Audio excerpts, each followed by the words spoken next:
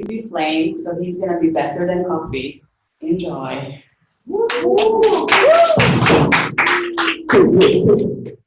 Probably not going to be better. So I only got to rehearse this once, which you can say the other topics to come. So probably it's going to be all kinds of shit. If it doesn't make sense, then ask questions, and I won't promise it to you after. So, who knows what alchemy is? So you probably heard about that. It's like a mystical thing. But you know, people usually think that it's a pseudoscience about making gold from other metals. And you know, design is very similar to that because usually people think that design is like a not so scientific way of making beautiful things if they are beautiful, but probably just to make them look better. In reality, alchemy was the way human beings organized basically science before science was a thing. And design is basically a way to organize ideas about life since science is a thing. So basically the goal of both is to understand and make life better. So let's look at the history of alchemy. So first, alchemy is a very, very ancient thing. It all started in Egypt, and actually not just in Egypt, but usually civilizations which made past the actual need of survival and food could actually spend time on art and philosophy and stuff. And this was actually the first in Egypt, where they could go past that because the Nile was so good. And the whole thing started with a thing called metallurgy, and kind of like the worship of gold, because gold is a special metal in a way that it cannot be diluted easily. And this has been done later in time, but at the time of ancient Egypt, they didn't know how to dilute gold. And also, gold doesn't oxidate, which makes it a very special metal, and it looks really nice. So they've been making all kinds of stuff like gold because it's also soft. And then a lot of time passed, and actually Egyptians started to do all kinds of stuff with astrology, astronomy, and all kinds of chemistry experiments.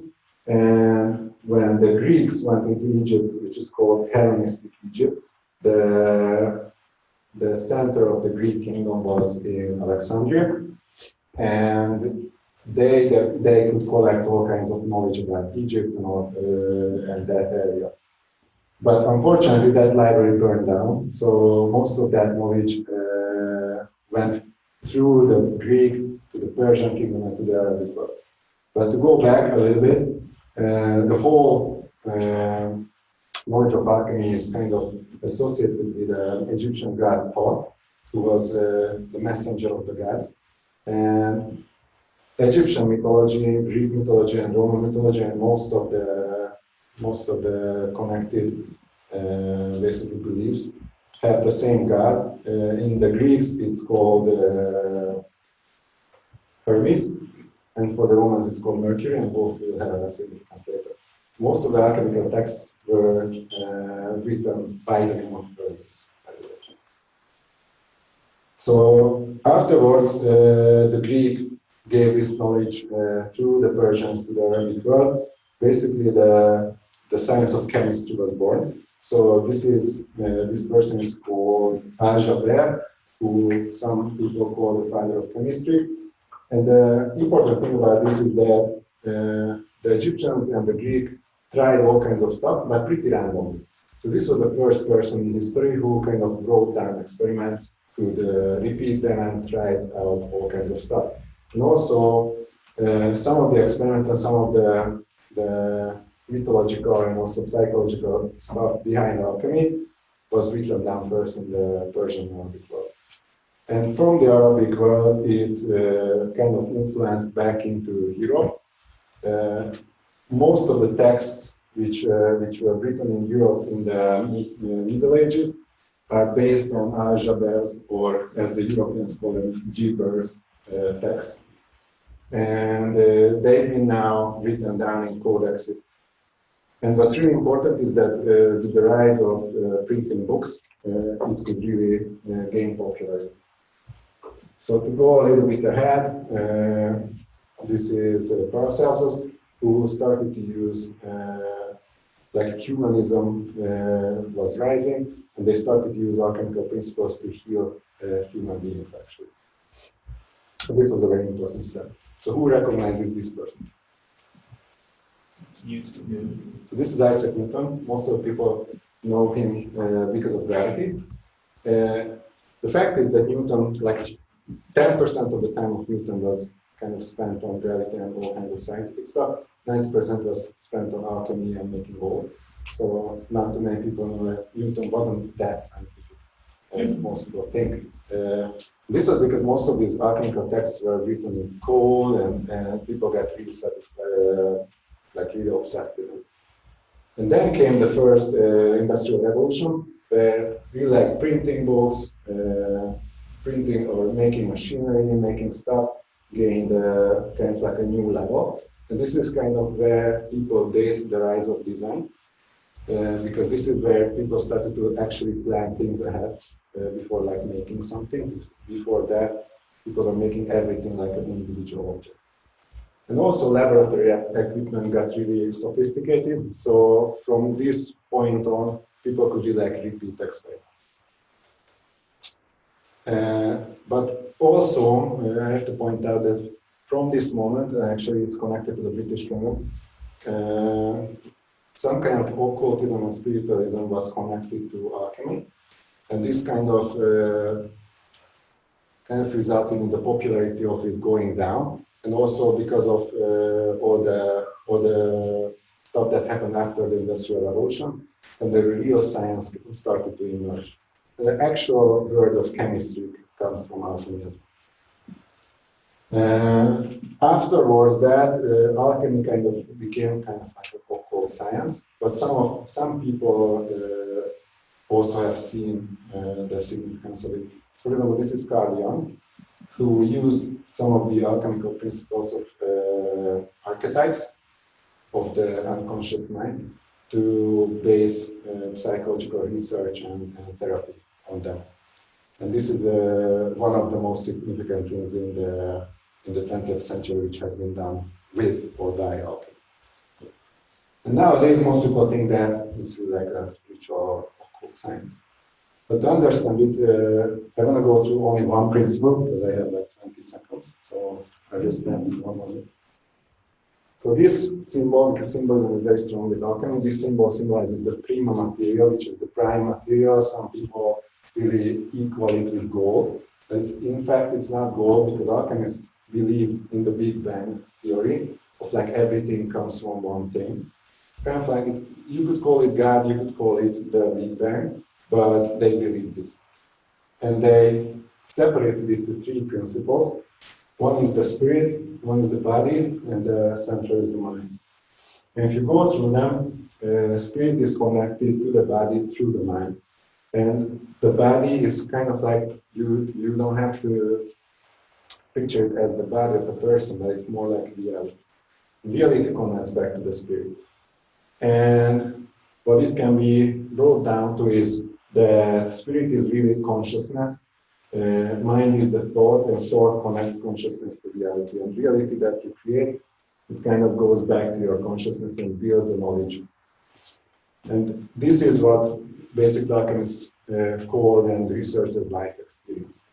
And this is very similar to design because we try to understand the kind of the collective knowledge and the knowledge of the person by user research. We try to kind of point to them by marketing or accessibility and try to make them understand what we are working for with also user research, cognitive psychology, copywriting, try to make people understand the stuff we do. And we try to create a reality with usability and user interface design which they can actually relate to. And that kind of goes back to the collective knowledge as feedback. So this is what we call user experience. The 2 things are very, very similar. Basically, the goal is also to understand and make life better and not to make gold or pretty things. Did it make sense? Yes. Okay. Question? So much that I'm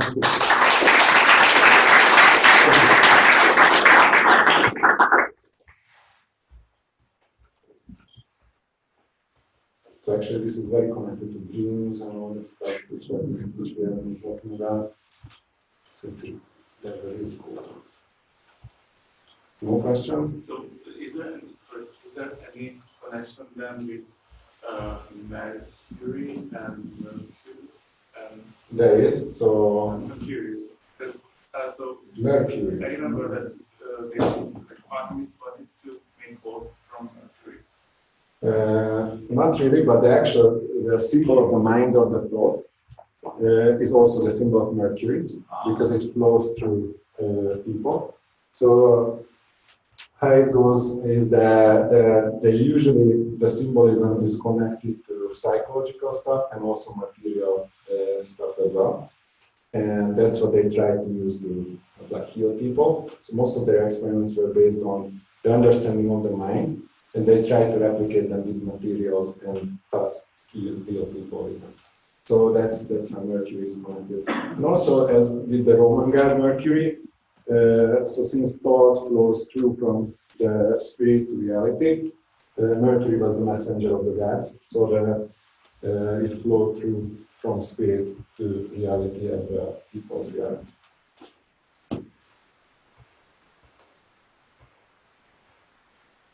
Thank you. Dankeschön.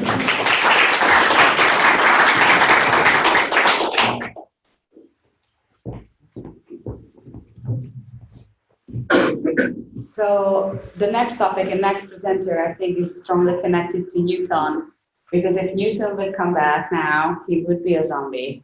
So that's why the next presentation is going to be about zombies. Ignaz is on. Hello.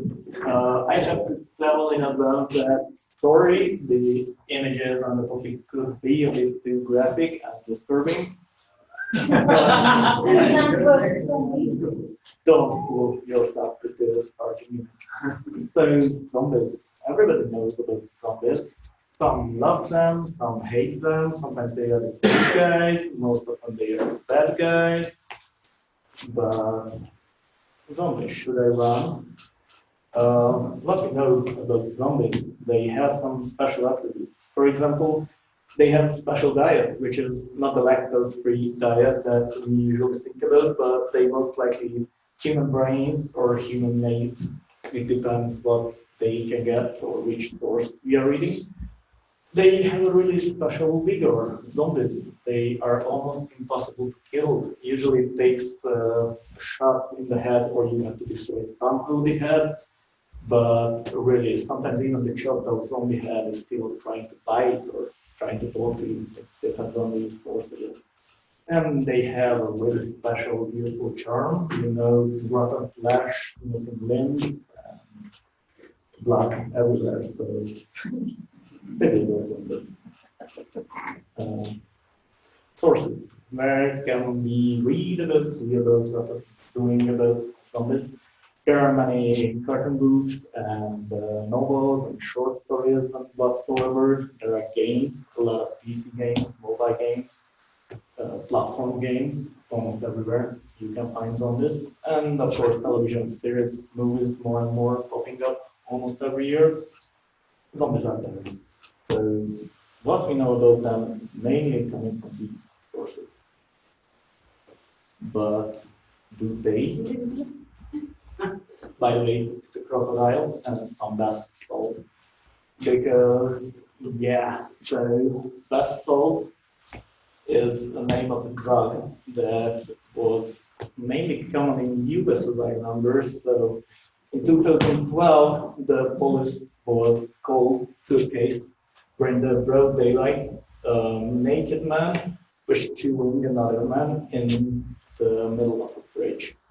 And actually it took them, I guess, 2 or 3 shots to take the man down because he did not react on anything. There are links, but I won't open them for you, only if you are interested. At another case, both cases were in 2012, as I remember. Again, it's from the US. but police officers told that the guy was running naked on the street. They were trying to subdue him, and it took them first. They tried pepper spray. The guy didn't even wipe the eye or care about the pepper spray. So then they used tasers and took, I guess, 45 tasers. Usually one is going down the man. It takes 5 tasers to subdue him, and a lot of police officers to take him down. And about the look, I tried to get the least disturbing picture, but the good old crocodile, it's another drug, mainly based in Russia. It's a substitute for heroin because it's cheaper, way cheaper, but the effects are kind of the same. But the problem is that usually they are using medicines in it and they don't know how to brew it properly, or I don't know, they are using too much. And it's slowly the meat or flesh of the drug user became green and it started to rot away. You shouldn't really look for pictures of the crocodile drug, but yeah, there are pretty disgusting cases there. But if you really want to check,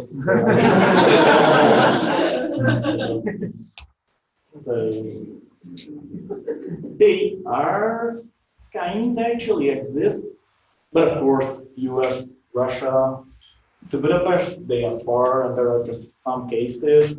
Do we really have to fear about them or anything? Well, this is one of the biggest Hungarian news portals, HVG. It's a Hungarian article, but I guess it's 2014, so 2 years after the other articles. But it tells about that there were multiple cases in Budapest when the police cannot really subdue people who were naked, running all over the street, and one was even attacking his own father. So yeah, zombies, very good defense. Thank you. It was kind of short, as I see.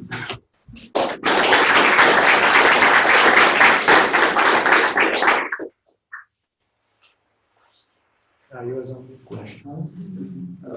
Not now, maybe tonight. It depends. Do we have last call? Thanks. Do you have any information about language first action of zombies happening in history? Historically, no, I did not do research. I'm pretty sure that voodoo and Papua New Guineans and those tribes already have the mentioned zombie and shrunken heads and this kind of stuff. I just actually checked these drug-related articles.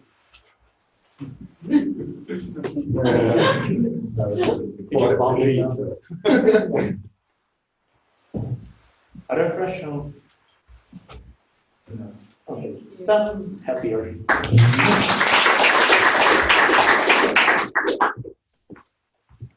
I'm really wondering what a hotel is going to think about us if they check, the searches that we do after that. Because if everybody's just going to go for drugs, then it would be very interesting. I mean, I remember when I read On the Road by Kerua, that I had to look up the drug every page, and I was wondering what Google thought about me. Maybe they weren't so happy, or maybe they were. So now, come on in, Marcelo, it's your turn.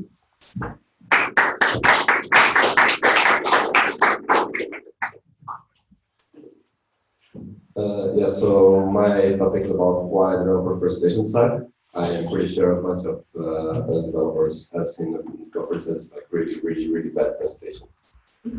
And we present a lot. There are a lot of conferences, you don't have office budget to visit them, and all you guys are more than size. The idea came, I was in JSCon PU this year. It was pretty fun, like it was nice visiting the conference, the food is good, coffee is good. The content was pretty good, some of it not so good, but most productive they were terrible. So a lot of that was pretty much like this. This is the creator of Node.js. He was talking about things he regrets about Node.js, and as you can see, his presentation is pretty much just white background and bullet points. So it was pretty lame, even though the content was interesting, everybody was almost falling asleep. I thought about, okay, we are kind of in a privileged position, right? Prezi is presentation software company or state-of-the-art presenters. Not really. I did a little bit of research and I checked the Pragma School. Everybody, some people here might know what Pragma School is. It's an initiative by the other man. I checked most of the presentations. Most of them didn't even do like small changes to the base template. They mostly just, I can by that I mean change the background. Most of them didn't even do that, and 5 of them didn't even have presentations. They either just wrote in the whiteboard or created simple applications. They didn't do much. It doesn't have to be like that. It doesn't have to be like that, right? Developer presentations don't have to be this footnote that you do in the middle of the race. So it doesn't have to be the exact like the following. But it led me to ask the question, so why are developer presentations so bad? Most of it I produce monetary problems. So storytelling is not something developers are good at. And the reason for that is developers, they all are always talking too much about the tools, too much about what they use, how they could, why do they use this, why do they use that. They're not talking about the process, they're not talking about what made them reach this. This is a good example of it. So I search developer in Unsplash, you get mostly screens. You don't get people doing stuff. You get the development environment, you get the working environment. It is too much about the results sometimes. So sometimes I like to present, hey, you've got a 50% speed up on something. What does that mean? Why? How did you get there? Why did you do it? What was the challenges? And they do it. So, for instance, they put images like this diagram. Does anybody know what it is? Can anybody tell me? That's okay, I don't know what it is. Also, presenting about code is not so simple. As you can see here, we have a couple of examples. So presenting code is, okay, it's something we work at all the time, but when you're presenting about code, it's something that is not that easy to understand. Does anybody know what is this? It's a little bit, it's easy to guess. Okay, is it readable? So as far as I understand, when the developer is presenting about code, there are 2 things others will consider. They will either outright dismiss it, they will ignore everything, they don't even care, or they're going to bike check every single detail they can. So if you look at it here around line, let's say 30, there are some spaces, there are no spaces in the assignment, and in line 31 there's a space. So there's OCD triggering a lot of people. On let's say line 21, you have a while with no parentheses. On line 33, you have line with parentheses. So that's something a lot of developers do. Like they're paying attention to mindless videos, kind of like, this is a 37 lines of code. Who's going to have time to read this? Nobody's going to have time to read this. It's going to take around 15 minutes to review this if we review it for real. Or you can present really simple code that doesn't do anything. Does anybody know what this is?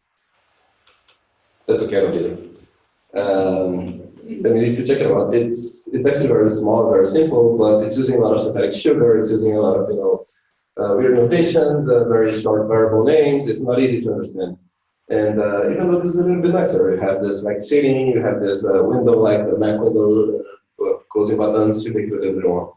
This is an IDE. You can see you're familiar with this environment, but it doesn't really mean anything. So I started thinking about why is it that developers are so bad at presenting, and the reason is most developers don't have the right tools for presenting. It's not usually the priority. It's not the priority. It's a footnote in their work environment. Why do they care? Most of them are going to feature over convenience, so they're going to use whatever is easier or more accessible to them. Most of them are just using PPT or Keynote or Google Docs. If they're using Windows, they're going to use PPT. If they're using Keynote, if they're using Apple, they're going to be using Keynote. If they're using Linux or whatever, it's going to be Google Docs. Almost a lot of them are going to do it-yourself applications. So I've actually saw a lot of this in JSConf. They just create a simple server and something, and they run localhost on their machine. They represent. I cannot do it here, by the way, because I'm using my machine. But I did do some research. There's more. I did check some other applications. LaTeX Beamer. Anybody use LaTeX here?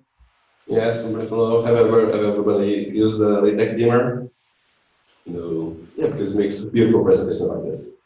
I mean, it's something I use in college. It's good for mathematical formulas, it's good for creating blocks. Maybe you can even put code in there. It might be useful for that, but otherwise, it's neat. So, Review.js, because anything that can be written in JavaScript will be written in JavaScript. Yeah, that's a joke of developers, yeah. So actually, I found it's pretty nice. You can write some code, you can put it, it's very ready for that, and you can create a website, you can create an exportable presentation. They have features I built, they have presenter notes, I really liked it, but it's otherwise just a JavaScript version of PowerPoint. The Markdown, because you can also write in Markdown. A lot of us enjoy using Markdown because as a developer, we're going to do everything that we cannot do to not use graphical software. So Markdown is also a good option. And Spectacles is something I found by a private firm. It's a bit open source. You can write code in React.js, which is kind of hip right now. And why would you try to use graphical software? You can actually write a presentation in React.js. So I came up with a few tips and tricks, things that you can use to make your presentation a little bit better in the future. For the blog post first. So most of it, a lot of the content might be too complicated to cover in an 8-minute presentation. In a, I don't know, 10 minutes, 15, 20, 25. You're not going to be able to tell everybody how to write a whole compiler or how to create a whole cluster of Docker, Kubernetes, or whatever in 25 minutes. So write a blog post, then maybe you can extract a presentation out of that. You have to present something whimsical. So the best presentations I've ever seen, they use technology for something that is completely useless or just fun. And it makes people enjoy it, makes people see technology in a different way, which I find is awesome sometimes. Some of the best presentations I've seen, they're using to create CD animations, emulating 80s loading screens, which was amazing. Should have references. So if you're bringing a presentation, it's like I say, nobody's gonna come out of a presentation being able to be the best developer they can. So it's good to have references, link them somewhere, even if it's about zombies, that you can point them towards a way where they can learn more, they can understand more about the topic, and then they can go deeper, maybe even email about you. That's something that they would like to do. If you have a demo, have a backup. Like every single presentation, they have a demo, a website, an application, it always fails. And so prepare, have a backup to your demo. Have it ready. I don't know, even if it's just a video of showing the recording, and also have a backup to your demo backup. Even the backup fails sometimes. You can create much better presentations if you have your very well prepared to have a demo. I did not add some other stuff here, like say, I feel like the presentation market for developers is big. It's not the biggest, but tools are not very friendly for us. We can do a lot, and they have the editor API recently, which is a very interesting opportunity for us. Maybe we can create awesome stuff on it that developers could do. Present code, compile code within the presentation. That would be amazing. And it's an exciting market to me.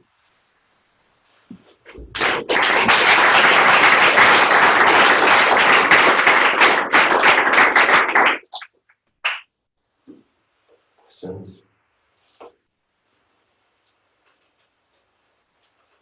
Have you witnessed any of these conferences that someone from the audience approached the presenter for presentation or presentations because of these and those? No, so a few of them put words just like they have sliders sometimes, and they say that sometimes the people say, "Oh, the presentation is great," but sometimes people do say like, "Okay, this is boring." I've seen, but anonymously, nobody ever comes up and say, "Hey, this sucks."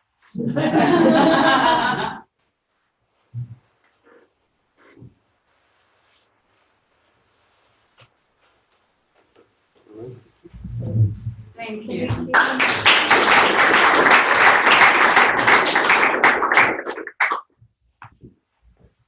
Okay, I would like to say a massive thank you as someone who has just worked through Crunch. I mean, I saw you nodding like that. I mean, we should share this with the presenters of Crunch next year. Just really, honestly. And the next person is going to talk about cities. Please welcome Balint. Hi. So I'm gonna talk about cities and more precisely the problems with cities. And the biggest problem.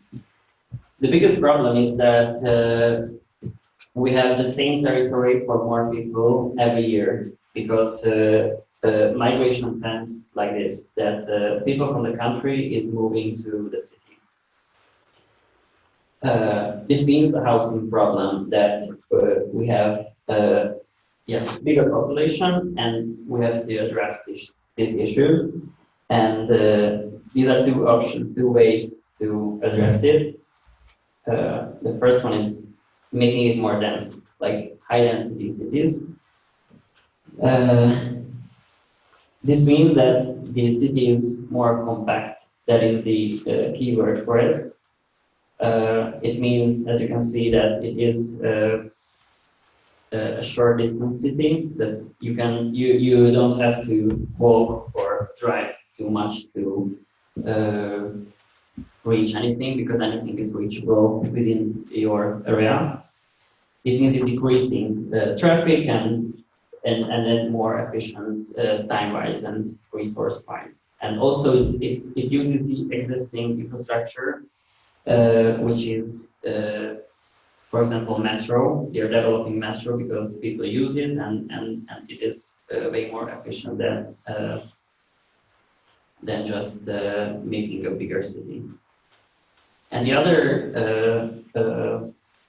option, which is the common one, which is happening from the 20th century, is the suburban sprawl.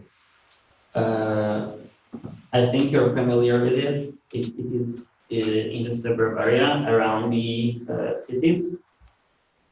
I think it is part of the cultural dream of the American dream, like have a big house with a garden and make your private space.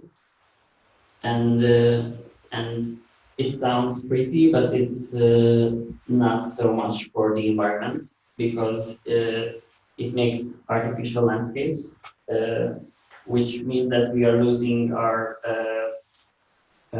river banks and forests and things like this. And it's really wasteful, time-wise and resource-wise. And so this should be evident that it means that we have to increase the density of our cities. First, I think we should value more our space. It is a picture of Los Angeles, and I don't know if you're aware that Los Angeles is 60% is paved for accommodating cars, vehicles, which is a huge number. The next thing that we have to get used to demolishing buildings. Yes, this is a beautiful building from the 6th district, but as you can see, it's too low. It is only 3-story building, and the other buildings are double that. So they have to demolish it and build something new. And yes, as you can see, it is much more efficient use of the space. The third thing is coming up with better regulations. Regulation that defends the people, the environment, and the economy too. And it has to be fast and self-reflective. And we have to realize when to address an issue. It is an example from Barcelona, where they are planning to make these super blocks. It's in 9-block super block, and this is the current state. The black lines are car friendly, and here too, the black ones are the car friendly, and the green ones are you can go there by car, but you have to take a left and another left, so you end up outside of the block. And this is for getting cars out of the center of these blocks. And we also have to be careful about making it denser, making high-density cities, because there are quality is really important here. The third one is the best option because it's more likely if you combining other functions like social housing and shops and restaurants. Yeah. And I have two examples. Low-rise high density, it's an architectural form. I think it speaks for itself. These are two examples to show it.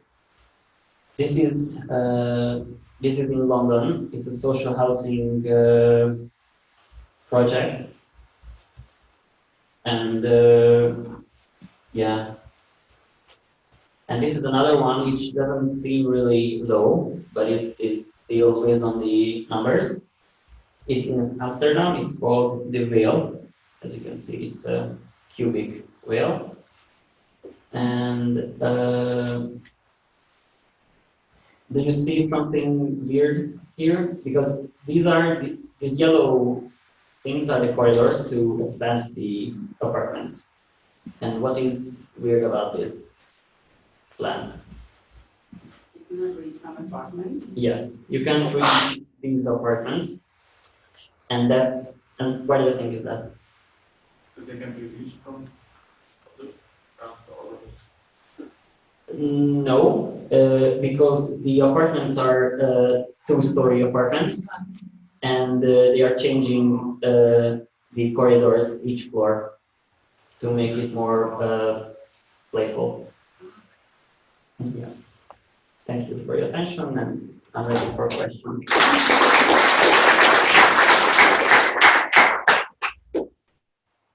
Yeah. Can you walk us through the Boston example again? I didn't really catch that.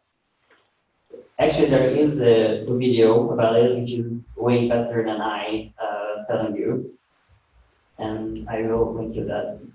But the idea is that you can go through the block. You can Yes. only just go in and then take. You have to turn. You have to turn the next Yes. street. Okay. Actually, some people are fighting for Újlipótváros to make these regulations too, because it's the structure of the city is similar. Okay, thank you.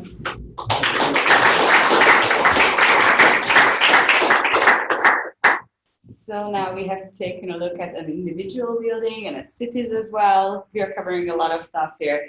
And the next presenter is, as I heard, last year's winner. Is that true? So Donnie is coming up.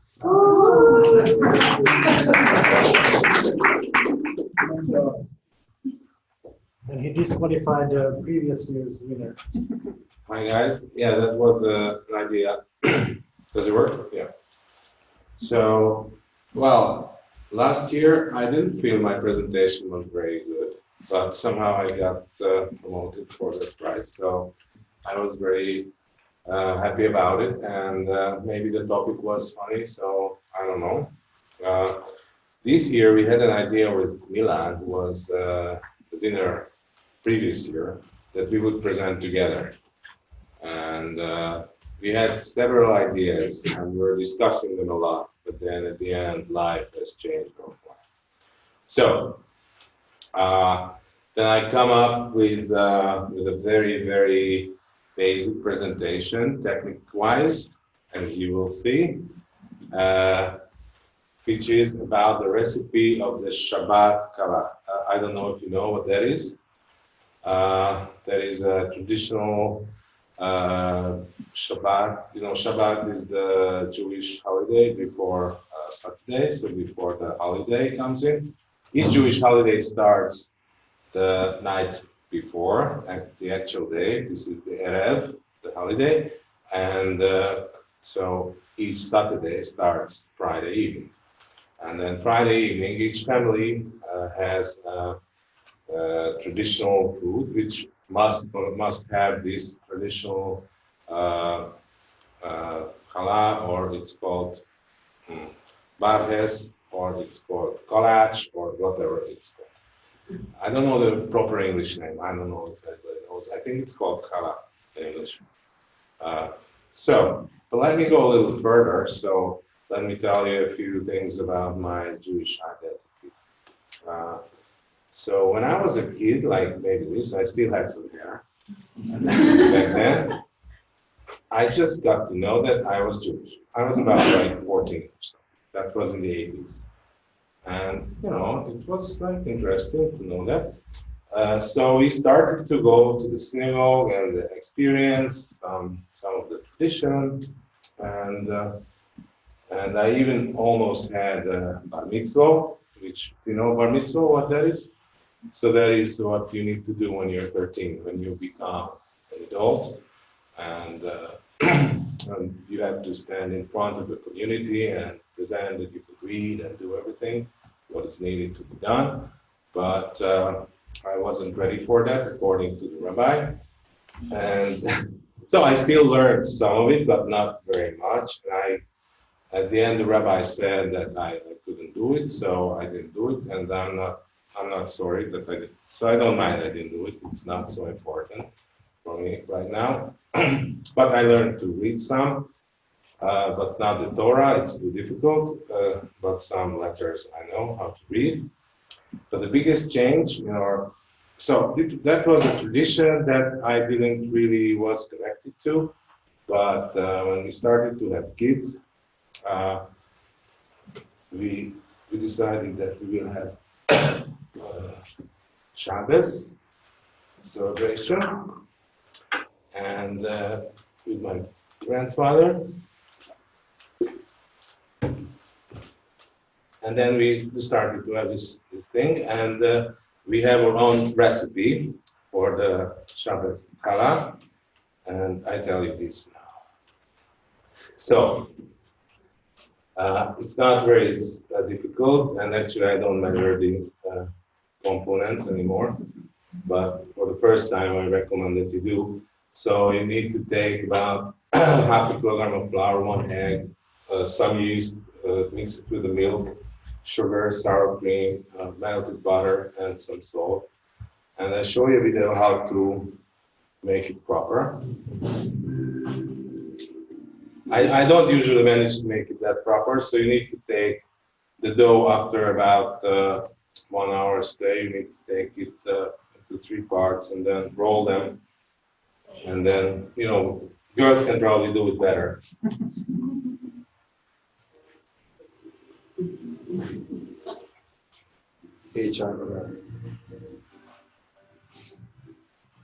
This is done very nicely, actually. I never managed to do that this way. So it's not you? No, it's not.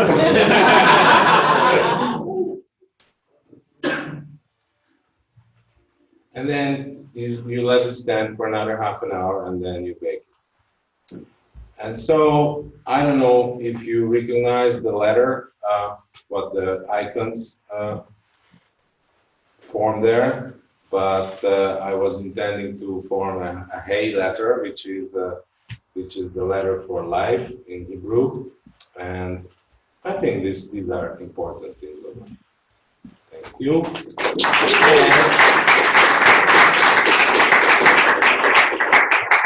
I baked some. I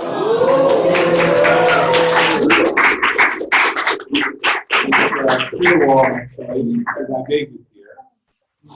And that was a big effort because I made the dough in the morning. I told you the dough for me is like 10 minutes, very, very quick. But then I thought I could bake it here. And then in the restaurant, they told me no, there's no oven. So I started to call numbers in the village. And then one guy told me that, hey, there is another oven in that building you're in, just look for that person. So I went and looked for the person, and I managed to bake it. So here's the challah, and now because it's break, well, I put myself on the break, so you can try it if you like.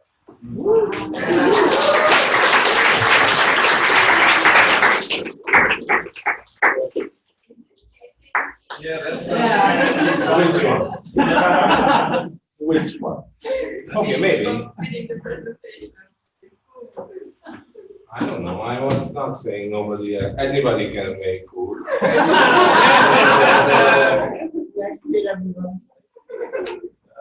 Do you have maybe questions before? Are there any specific rules of how you break it or eat it? Well, eating, yes. I mean, so this has butter in it, but in a regular kosher place, you wouldn't put any milk or butter in it. We would put it in the morning one, but not in the evening one, because then you couldn't eat anything meat. So this is for koshers, this would be a morning one. And you just break it with your hand and you eat it. Yes, yes. Oh, you eat the bowl? Sorry? Actually, you are making this every Friday in your family, so this is like a custom you do every week. Not recently. So sometimes we do, but then it's always you need a lot of time for that because it takes at least 3 hours to let the dough grow and everything. And since I work for Prezi, I can't make it. So did your children pass the exam? Did you do that? No. No. But they decided they are not interested. So that was their own decision. That was the bottom of the stuff. And the bat mitzvah is for the girls and bar mitzvah is for Belinda. Is there only, so for the bar mitzvahs, is there only like one chance? Like if you fail the first time, is it like round 2, round 3, or just one time? Well, depends on the community. If you're Orthodox, of course, there is only one chance. If you go to a reformed place, then I could do it even now. So it depends on how strict the community is. So I'm eating it right now, it's really good. Do you guys put anything on? Yeah, I mean, you could put butter or honey or just have it like this or maybe cheese even. You can put a little less sugar. At home I put less sugar, but here I wanted to win the contest. So, and what's the difference between the evening one and the morning one? How does it work? In our family, there is no difference. Originally, I say that the evening one should contain no milk. No milk, because in kosher you can have milk or meat, but not together. You can't have those two together. This is enough meat. No, it doesn't, but then if you want to have meat in the evening, then you can't have anything that is made with milk. You would rather eat meat than milk. Yes. Okay, thank you guys.